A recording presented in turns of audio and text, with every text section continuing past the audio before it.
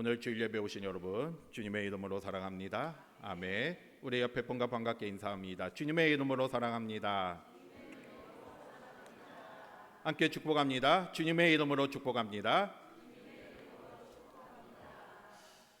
이스라엘의 그 첫 번째 왕이 어떤 왕인지 아십니까? 사울 왕이죠. 다윗 전에 사울이 왕이 되었습니다. 그런데 이 사울이 어떻게 왕이 되었습니까? 하나님께서 사울을 먼저 택하셔서 왕으로 세워주신 게 아니라 이스라엘 백성들이 왕을 세워달라고 하나님께 요구해서 하나님이 허락하신 겁니다.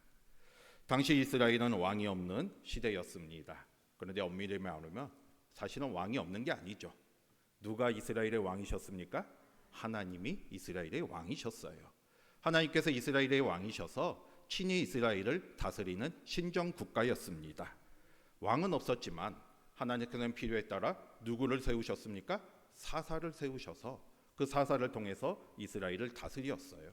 그래서 사사들이 이스라엘을 다스리며 또 재판도 하고 또 필요에 따라 나라가 외적의 침입의 위기에 처하면 또 군사들을 이끌고 또 이스라엘을 구원하는 역할을 했습니다. 사사를 통해서 하나님께서 직접 다스렸는데 오늘 말씀의 배경도 바로 이 사무엘이 사사로 있던 시대에 있었던 일입니다.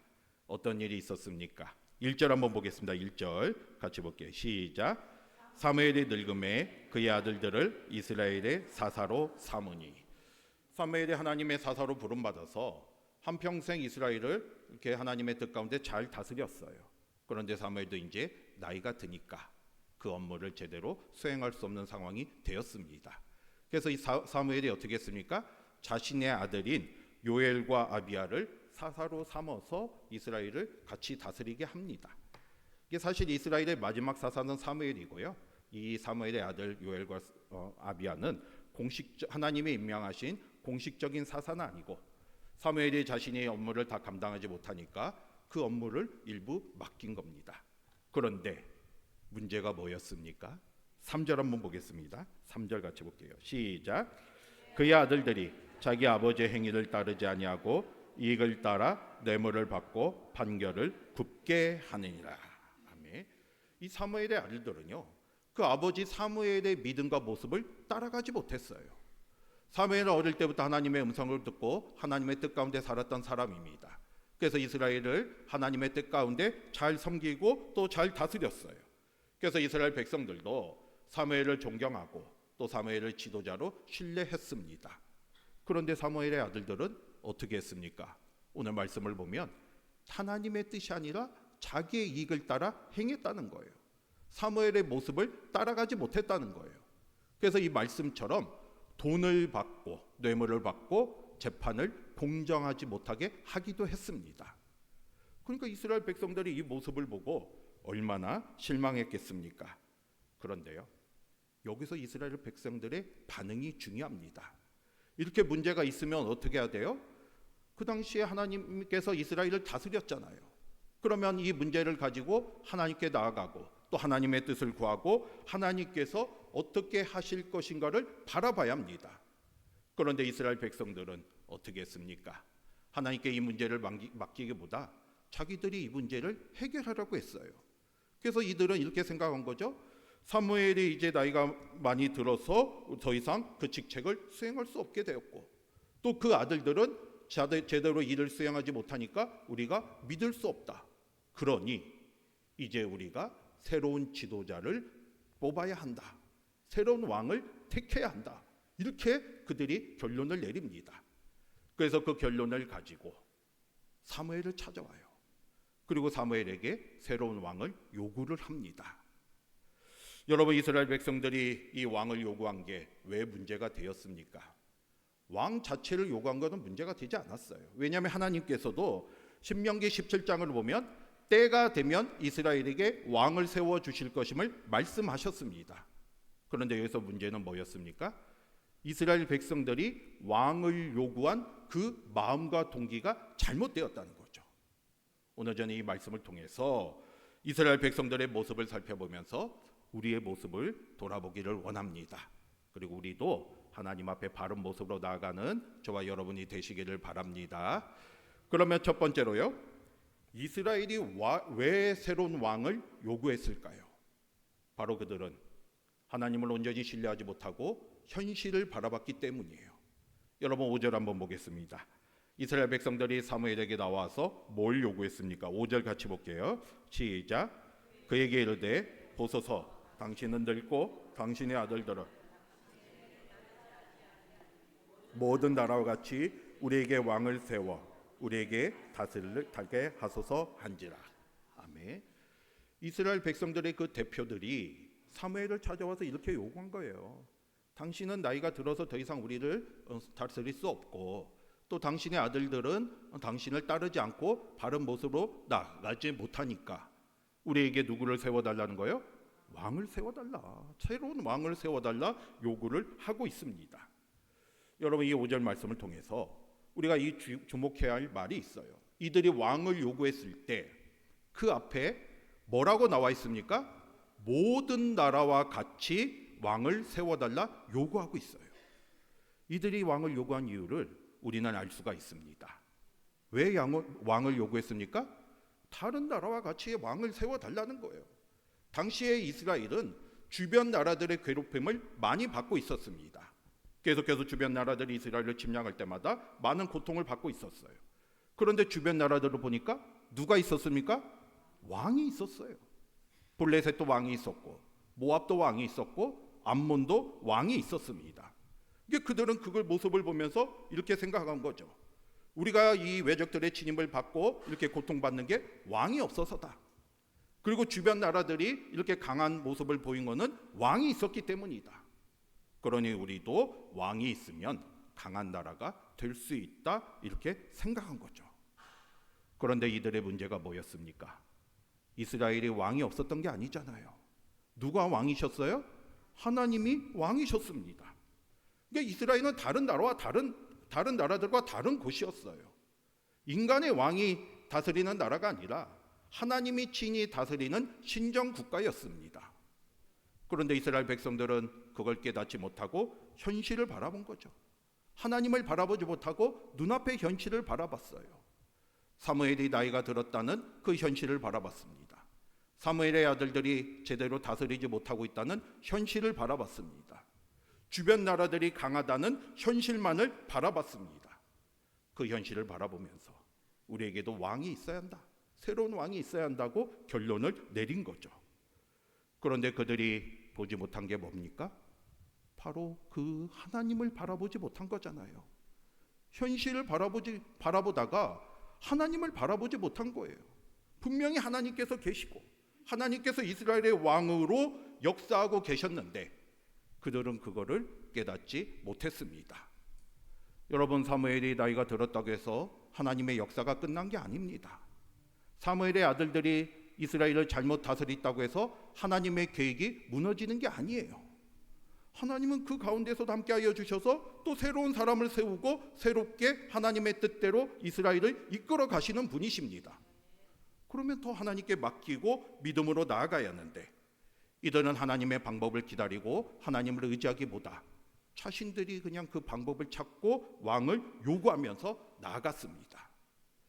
그런데 사실 다른 주변 나라들이 강한 것도 이스라엘의 왕이 없어서가 아니에요. 그 모든 게 다 하나님의 뜻이었습니다. 여러분 당시는 사사시대였잖아요. 영적으로 타락한 시대였습니다. 이스라엘이 불순종하고 하나님 앞에 이렇게 하나님 말씀에 순종하지 않을 때 하나님께서는 주변 나라들을 통해서 이스라엘을 심판하셨어요. 이게 주변 나라들이 이스라엘을 괴롭힌 거는 하나님이 징계의 도구로 사용하신 겁니다. 그게 다 하나님의 뜻이었고 그때마다 하나님께서 이스라엘 백성들이 하나님께 기도하며 나아갈 때마다 하나님은 누구를 세우셨어요? 사사를 세우셔서 이스라엘을 구원하셨어요. 이게 오늘 말씀도 사무엘상 8장이지만 바로 7장에도 블레셋 사람들이 이스라엘을 침공했을 때 이스라엘 백성들이 하나님께 기도하자 하나님이 그 이스라엘 백성들을 구원해 주셨습니다. 사사를 통해서 사무엘을 통해서 구원해 주셨어요. 그리고 사무엘상 7장 13절을 보면 그 이후에 사무엘이 살아있는 동안에는 더 이상 블레셋의 침략이 없었다고 말씀하고 있습니다. 이게 이들은 하나님의 능력을 경험했고 또 하나님의 은혜 가운데 살아가고 있었어요. 하나님이 왕이 되어주셔서 함께하여 주심을 느끼고 있었습니다. 그런데 그들은 눈앞의 현실을 바라보면서 그 하나님의 은혜를 온전히 기억하지 못하고 있었죠. 하나님이 분명히 함께하여 주셨는데, 하나님이 그 삶 속에 역사하고 계셨는데, 그들은 하나님을 바라보지 못하고 하나님의 은혜의 능력을 깨닫지 못하고 현실 속에서 새로운 왕을 요구하며 나아갔습니다. 여러분, 우리도 그럴 때가 있지 않습니까? 우리도 문제가 있을 때 하나님보다 현실을 먼저 바라볼 때가 있어요. 하나님께 먼저 나아가지 못하고 인간적인 생각을 먼저 할 때가 있습니다. 세상을 방법을 찾고 또 사람을 의지하고 또 우리의 경험과 능력을 의지할 때가 있습니다. 물론 그게 잘못됐다는 게 아니에요. 우리의 경험과 능력도 하나님이 주신 귀한 것들입니다. 그러나 분명한 사실은 그런 것들이 하나님을 대신할 수가 없습니다. 하나님이 우리의 왕이시고 우리와 함께하여 주시는 거잖아요. 현실을 바라보지 마시고요, 현실 너머에 계신 하나님을 의지하시기를 바랍니다. 하나님은 언제나 우리와 함께하여 주시고 지금 과거에도 역사하여 주셨고 지금도 역사하여 주십니다. 현실을 바라보지 마시고 현실 너머에 있는 하나님을 바라보면서 끝까지 하나님을 의지하며 살아가는 저와 여러분들이 되시기를 바랍니다. 그 다음에 두 번째로요, 그러면 이스라엘이 왕을 요구한 게 왜 문제가 되었겠습니까? 한마디로 말해서 이들이 새로운 왕을 요구한 것은 하나님이 왕이심을 어떻게 한 거예요? 거부한 거잖아요. 이미 하나님이 왕이셨는데 그 하나님을 버린 게 되는 거예요. 6절에 보면 이 사무엘이 이스라엘 백성들이 와서 이렇게 요구하니까 어떻게 했다고 했습니까? 기뻐하지 아니했다고 했죠.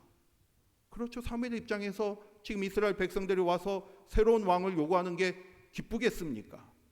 기쁠 수가 없어요. 안타까울 수밖에 없습니다. 마음이 좋지 않았어요. 하지만 사무엘은 이 문제를 자신의 생각과 판단대로 하지 않았습니다. 그 문제를 가지고 하나님께 나아가 기도했어요. 그리고 하나님의 말씀을 듣습니다. 그런데 이 7절이 바로 하나님께서 하신 말씀인데 우리는 이 7절 말씀을 통해서 지금 하나님의 마음이 어떠한지를 알 수가 있어요. 7절 한번 보겠습니다. 7절 같이 볼게요. 시작. 여호와께서 사무엘에게 이르시되 내게 한 말을 다 들으라. 이는 그들이 너를 버림이 아니요 나를 버려 자기들의 왕이 되지 못하게 함이니라. 아멘. 하나님께서 사무엘에게 뭐라고 말씀하셨습니까? 지금 이스라엘 백성들의 행동이 너를 버린 게 아니라 누구를 버린 거라는 거예요? 나를 버린 거다. 여기서 나가 누구예요? 하나님이시잖아요. 그러니까 지금 이스라엘 백성들의 행동이 새로운 왕을 요구한 게 사무엘을 거부한 것이 아니라 결국은 누구를 거부한 겁니까? 하나님을 버린 것이에요. 왜 그렇겠습니까? 이미 하나님이 왕이 되고 이미 왕으로서 이스라엘을 다스려 주시는데 이스라엘 백성들 그걸 깨닫지 못하고 새로운 왕을 요구하고 있는 거잖아요. 그러면 이미 하나님께서 왕이 되어 주셨음을 잊어버리고 있는 것이고요. 또 하나님의 통치를 거부하는 거잖아요. 하나님이 다스려 주시는데 새로운 왕을 요구하는 것은 하나님의 통치를 거부한 것이고 결국에는 그 모든 게 하나님을 버린 것과 같다 말씀하고 있습니다. 그러면서 하나님께서는 무슨 말씀을 하셨습니까? 앞으로 이스라엘 백성들이 그들의 요구대로 왕이 세워지면 어떠한 일이 일어날 것인 것을 경고하라고 말씀을 하십니다. 그래서 사무엘이 하나님의 뜻에 따라 이스라엘 백성들에게 경고를 해요. 그 경고가 11절에서 17절 말씀입니다. 장차 이스라엘에게 인간의 왕이 세워진다면 어떤 일이 있다고 했습니까? 백성들의 아들들은 그들의 그 왕의 무엇이 되는 거예요? 군사가 되는 것이고 또 백성들의 딸들은 그 왕궁에서 일하는 자들이 되게 되는 것이고요. 또 백성들의 좋은 땅과 포도원과 이 재물들이 다 왕의 소유가 되는 것이고요. 한마디로 말해서 17절 말씀처럼 결국에는 이스라엘 백성들은 그 왕의 종이 될 것이다. 이렇게 경고를 하십니다. 그러면서 18절에 보듯이 그때에 대해서 이스라엘 백성들이 고통을 받을 때 하나님께 부르짖겠지만 그날에는 하나님께서 응답하지 않을 것이다 경고를 하십니다. 이스라엘이 하나님을 버렸잖아요. 그런데 자신들이 고통받고 있다고 하나님께 부르짖을 때, 왕으로 인해서 힘들어할 때 하나님은 그 기도를 듣지 않겠다 경고를 하셨어요. 그런데 이스라엘 백성들은 이 경고를 듣고 어떻게 했습니까? 19절 한번 보겠습니다. 19절 같이 볼게요. 시작. 백성이 사무엘의 말 듣기를 거절하고 있어야 하니니. 아멘. 이 백성들은 끝까지 하나님의 경고를 듣지 않았습니다. 사무엘이 말한 게 결국 하나님이 시켜서 하는 건데 하나님의 경고의 말씀을 듣지 않았어요. 그리고는 끝까지 우리에게는 왕이 있어야 합니다. 요구를 합니다. 여러분, 지금 우리의 모습이 어떠한 모습입니까? 하나님이 우리의 왕이 되어 주셨는데 우리는 지금 하나님을 우리의 왕으로 모시고 살고 있는 그런 상황이십니까? 아니면 계속해서 하나님께서 경고하시고 말씀을 하시는데 우리는 계속해서 또 새로운 왕을 찾고 있지는 않으십니까? 우리가 세상을 살아가면서 많은 것들이 필요하죠. 우리의 능력도 필요하고 또 여러 사람들의 도움도 필요하고 경험도 필요합니다. 물질도 필요해요. 그 자체가 잘못되었다는 게 아닙니다. 하지만 그것이 나의 삶의 왕이 된다면, 그런 것들이 나의 삶에 하나님을 대신하는 왕이 된다면 거기에서 문제가 시작되는 거예요. 물질이 나의 왕이 된다면 물질이 나를 지배하게 됩니다. 우리는 물질의 종으로 살아가는 거예요. 사람의 인정이 나의 왕이 된다면 나는 계속해서 사람에게 인정받고 또 사람의 눈치를 보며 살아가게 되는 것이고요. 내 능력과 내 경험이 왕이 된다면 내가 할 수 없는 순간에 낙심하고 무너질 수밖에 없습니다. 세상의 성공이 나의 왕이라면 내가 성공하지 못했을 때 삶의 의미를 잃어버릴 수가 있어요. 그런 것들 한계가 있어요. 하지만 우리에게는 이미 하나님이 우리의 왕이 되어 주셨잖아요. 하나님을 나의 왕으로 모시고 살아간다면 모든 것이 달라지게 돼 있습니다. 하나님은 변치 않는 사랑으로 우리와 함께하여 주십니다. 우리가 힘들 때 우리를 안아주시고 우리가 넘어질 때 우리를 손을 내밀어 우리를 일으켜 주시는 것이고요. 우리가 지칠 때 우리를 안고 위로해 주십니다. 그 사랑은 변하지 않아요. 그리고 하나님의 능력은 전지전능하십니다. 이미 하나님이 우리 왕이 되어 주셨는데 우리가 왜 다른 것을 찾고 새로운 왕을 찾아가고 계십니까? 오늘 이 시간 다시 한번 하나님이 우리의 왕이심을 믿으시길 바랍니다. 그리고 그 하나님을 나의 왕으로 모시고 살아야 돼요. 하나님을 나의 왕으로 모신다는 것은 단순히 하나님을 믿는다는 걸로 끝나는 게 아니라 나의 삶 속에서 하나님의 뜻 가운데 나아가는 거죠. 나의보다 하나님의 뜻을 우선시하고 나의 능력보다 하나님의 능력을 의지하면서 하나님을 나의 삶의 주인으로 고백하며 그 삶을 살아가는 겁니다. 우리의 기도도 이렇게 해주세요 저렇게 해주세요 내가 원하는 걸 기도하는 게 아니라 하나님께서 원하는 대로 이루어 주세요. 하나님의 뜻이 내 삶 속에서 이루어 주세요라고 기도하며 나아가야 돼요. 다시 한번 하나님이 우리의 왕이심을 믿고 하나님을 왕으로 모시고 하나님의 뜻 가운데 살아가는 저와 여러분이 되시기를 바랍니다. 그 다음에 마지막 세 번째로요. 그런데 하나님께서는 이스라엘 백성들이 왕을 요구하니까 그거를 어떻게 하셨습니까? 허락하셨어요. 여러분 22절 한번 보겠습니다. 22절 같이 볼게요. 시작. 여호와께서 사무엘에게 이르시되 사무엘이 이스라엘 사람들에게 이르되 너희는 각기 성읍으로 돌아가라 하니라. 아멘. 하나님께서는요 이스라엘 백성들의 요구를 허락하십니다. 분명히 그 동기가 잘못됐고 또 경고하셨잖아요. 왕이 세워지면 이러이러한 일이 일어날 것이다 경고하셨어요. 그런데 이스라엘 백성들이 끝까지 왕을 요구하니까 하나님은 사무엘에게 그대로 해라 그의 말을 들어 왕을 세우라 하십니다. 여러분 그러면 우리는 여기서 질문을 할 수밖에 없죠. 분명히 잘못되었는데 이스라엘 백성들의 요구가 잘못되었는데 그냥 못하게 막으시면 되잖아요. 그런데 왜 하나님께서 허락을 하셨겠습니까? 여기서 우리가 기억해야 할 사실이 있어요. 하나님께서 이 상황을 허락하셨다는 같다 할지라도 이스라엘 백성들의 그 동기와 선택이 옳았다는 뜻이 아닙니다. 분명히 이스라엘 백성들이 왕을 요구한 건 잘못된 거예요. 하나님을 버리고 새로운 왕을 택한 것은 분명히 잘못된 동기가 있었습니다. 그런데 하나님께서 그들의 요구를 들어주신 이유는 하나님은 인간의 잘못된 선택보다 크신 분이기 때문이에요. 다시 말해서 인간이 잘못된 선택을 해서 하나님의 계획이 무너지는 게 아닙니다. 사람이 자기의 뜻대로 했다고 해서 하나님의 뜻이 중단되는 것도 아니에요. 하나님은 어떤 상황에서도 하나님의 뜻과 계획을 이루어 가십니다. 잘못된 선택을 해도 그 속에서 새롭게 하나님께서 훨씬 더 크신 분이기 때문에 새롭게 역사하시는 거예요. 지금도 이스라엘이 왕을 요구했을 때 결국에는 하나님이 허락하셔서 사울을 세우잖아요.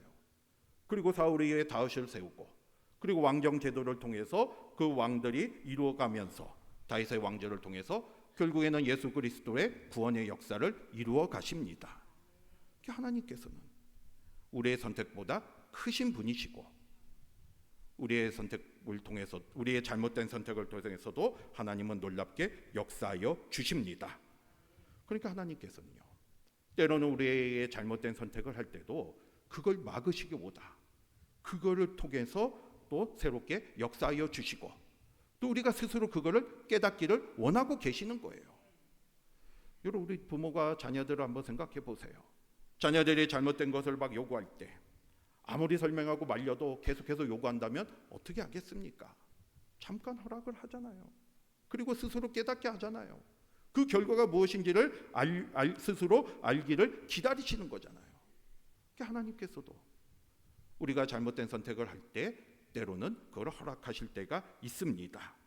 그러니까 내가 하나님이 허락하셨다고 해서 그게 모든 게 다 완전하다고 생각하시면 안 돼요.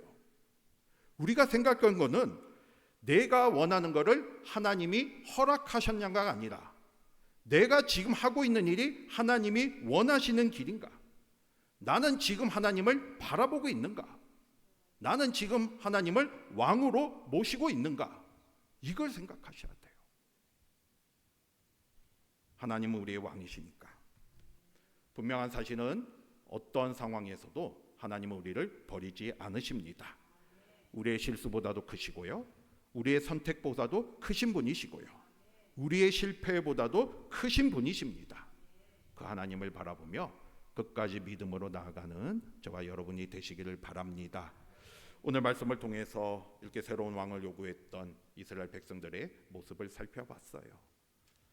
그들의 마음과 동기가 잘못됐죠. 이미 하나님이 왕이셨는데 이들은 계속해서 현실을 바라보며 새로운 왕을 찾아 나갔습니다. 눈에 보이는 걸 바라본 거죠. 그래서 결국에는 이렇게 하나님이 허락하셨지만 그들은 하나님을 왕으로 의지하지 않고 버리게 된 거잖아요. 여러분, 오늘 이 시간 스스로 우리의 마음속에도 질문을 해보시기 바랍니다. 나는 하나님을 왕으로 모시고 살아가고 있습니까? 아니면 계속해서 새로운 왕을 찾고 계십니까? 우리는 지금 어떠한 마음으로 살아가고 계십니까? 어떻게 이걸 알 수 있겠습니까? 간단합니다.